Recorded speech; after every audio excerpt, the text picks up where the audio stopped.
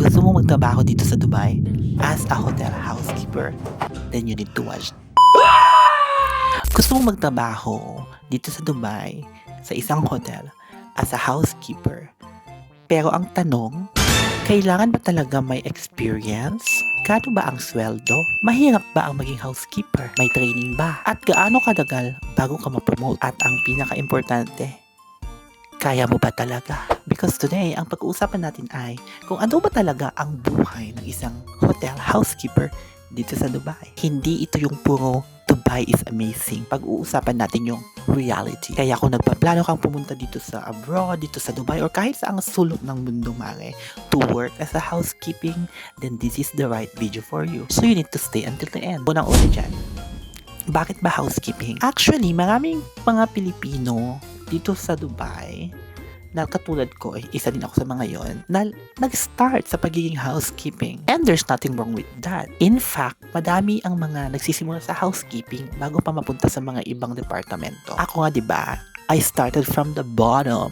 Not because I'm bottom. So kung iniisip mo na, ay, housekeeping lang, walang lang sa trabaho. Because housekeeping is one of the most important department sa isang hotel. Kasi imaginein mo kung walang housekeeping, yung pag-check-in ng guest sa loob ng kwarto, wow, surprise! May jebak, may naiwan na mga kung ano-anong basura, may naiwan na gamit na syondo. Kaya hindi pwede, kailangan may housekeeping.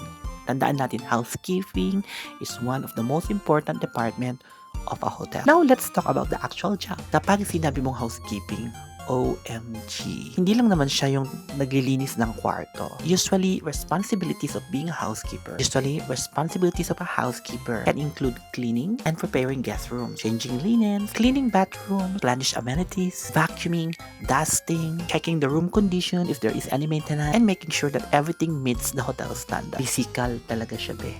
Mabigat. Maglilinis ka ng bedroom, maglilinis ka ng bathroom, magbabago ka ng bedsheet, maglilinis ka ng maraming room. And sometimes, may mga guests na parang galit na galit sa kwarto, be. Pero seriously, kailangan mo ng stamina, kaya kailangan mong lumaklak na napakadaming vitamins. Kailangan mo ng tulog, be, at focus. Kailangan mong magtrabaho ng mabilis, pero dapat hindi careless. Because in hotel, speed is very important, but quality is more important. Now, here's the question that I always get. Kailangan ba may hotel experience? Honestly, hindi naman. Some hotels may accept with or without experience. Pero syempre, it will be an advantage for you kung meron ka ng experience. Like, or anything na medyo related naman sa work as a housekeeper, like maybe a nanny or on-call housekeeper, mga ganon. Basta, sinabi ko na nga.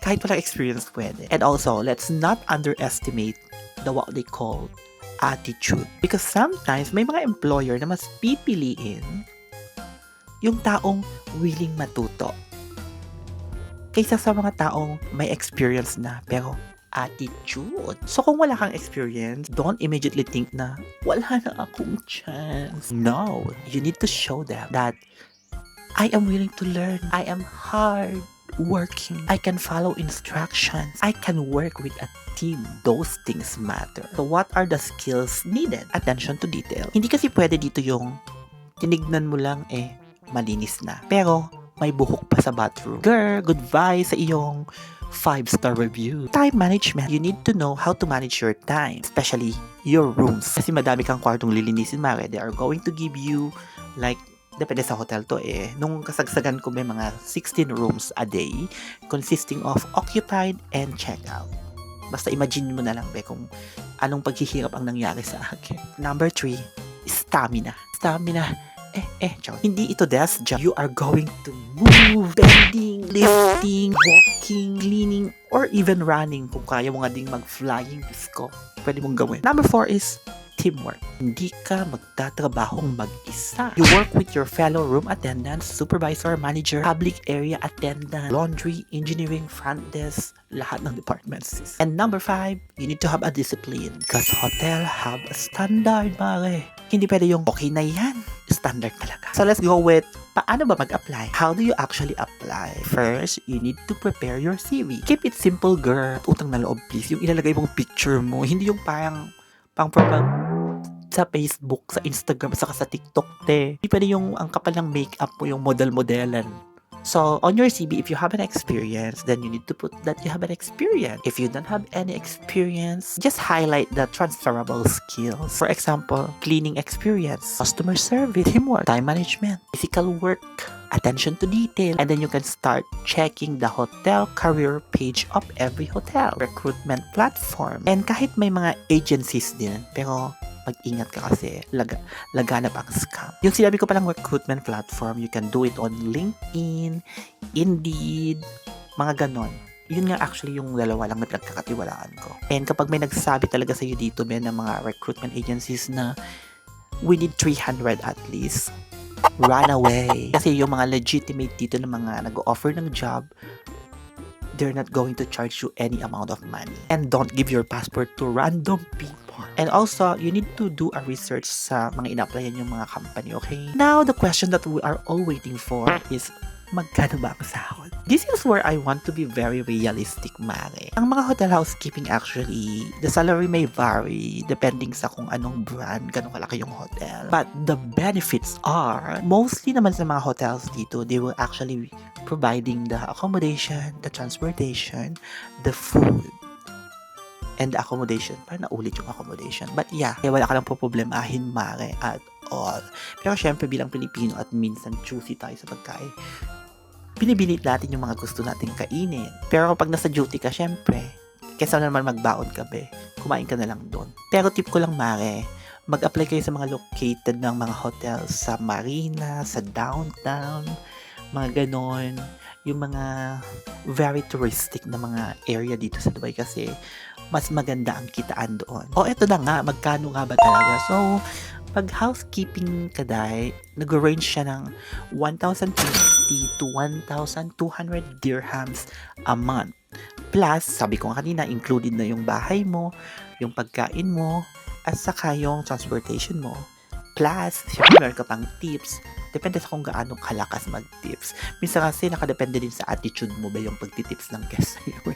At saka meron tayong tinatawag na service charge, which is the kung gaano ka-busy yung hotel nyo, yun yung maia-add. And that is more of like 300 to up to 1,000. Yung ibang ang hotel na malalaki up to 2,000 pa be. And is that even enough? Yes! Nakasurvive naman ako at that time. Kaya yes. Siyempre ito yung mga additional yung tanong na may training ba sa mga hotel? Yes, of course, you will generally have training, especially if you're new and you don't have any experience. You will be trained on things like how to clean the room according to the hotel standard, how to properly make the bed. Nanginig mo lang yung bed ha. Properly make the bed. Hindi properly to make the bed seal. How to handle cleaning chemicals kasi yes, you will be handling different types of chemicals. How to use equipment like mga vacuum, mga ganyan, kung ano-ano pa. How to handle guest belongings. Oo, bawal ang magnanakaw, be. Pag malikot ang kamay pag housekeeping ka, it's very important na pag may nakita ka na mga importanteng bagay, you need to inform the security right away. Tapos, i-check ng security bago mo linisin yung kwarto. And also, syempre yung health and safety. Kasi may mga hotel na minsan nabubuksan yung window, may mga balcony. Mag-ingat. And syempre yung mga hotel procedures, ano yung mga do's and don't. Bawal pumunta sa mga kwarto ng mga lalaki. Dapat ako lang. And syempre shadow ka sa mga may mas experience so that you will learn more. Kumbaga, swerte mo kung tulad ko dati na yung may mga kabayan na matagal na nagtatrabaho doon. Sila yung nagturo sa akin ng mga pinagbabawal na technique. But here's something important. Training doesn't mean somebody will hold your hand forever. Eventually, you need to learn and become independent. During training, mare, ask question. Don't pretend that you know everything na ang bilis mong makapick up. Kasi nakakaya yung kunwari na pick up mo, nagmamarunong ka na, and then later on, pag mag-isa ka na, additional question, gaano ba kabilis ma-promote? Paano ko ba sasagutin ito? Actually, it depends on the hotel vacancies, your performance, attitude, skills, and whether there's actually a available position. Pero kung wala talagang available seats, then you need to wait. But here's one good thing. You know what? Hotels gives a lot of opportunities. Kasi pag 6 months ka na sa department mo as a housekeeper, you can actually train yourself sa mga ibang department, be. Pwede kang mag-cross-training sa front desk, sa reservation. Ganon. Ganon yung ginawa ko, be. Kasi hindi naman pwedeng housekeeping, tapos maging housekeeping ka na lang ng 5 taon, be. No, you need to grow. Tandaan mo yun, be.